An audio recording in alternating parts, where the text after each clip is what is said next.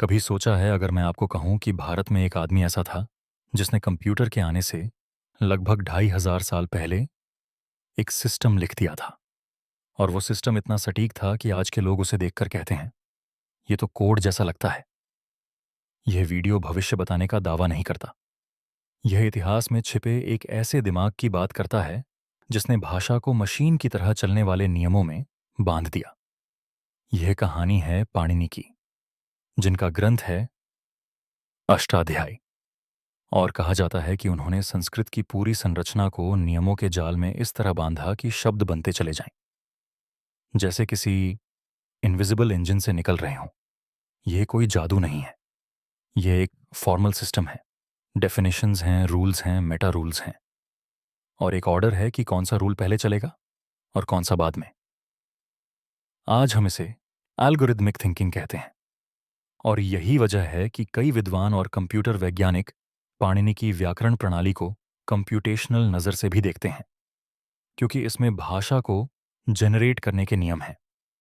जैसे आप किसी सिस्टम में इनपुट दो और आउटपुट शब्द बन जाए। पाणिनि का समय माना जाता है लगभग 500 बीसीई के आसपास, और क्षेत्र गंधार के पास बताया जाता है। लेकिन असली डरावनी बात उनका समय नहीं है।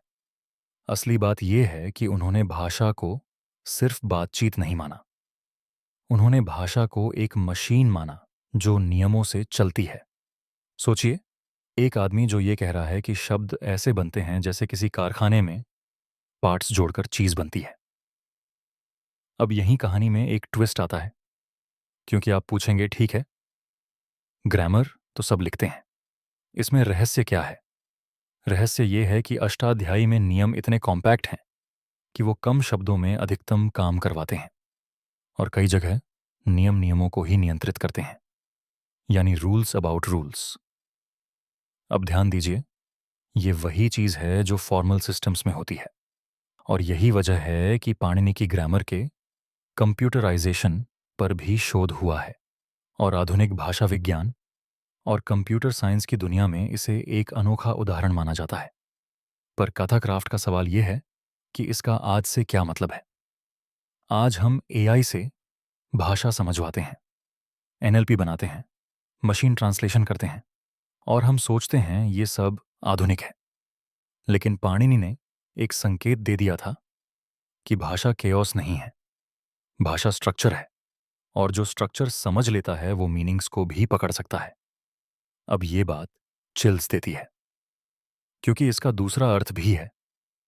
अगर भाषा नियमों से चलती है तो फिर इंसान को किस चीज ने आज सबसे ज्यादा तोड़ा है?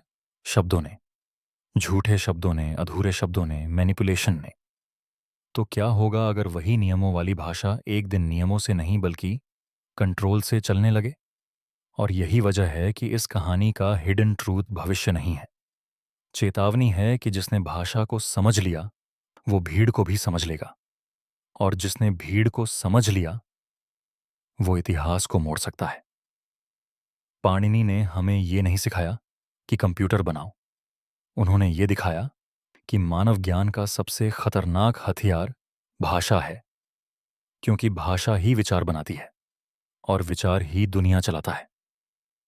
अब आपसे आखिरी सवाल, अगर एक आदमी बिना मशीन के एल्गोरिदम लिख सकता है, तो क्या आज हम मशीन के साथ भी विवेक लिख पा रहे हैं?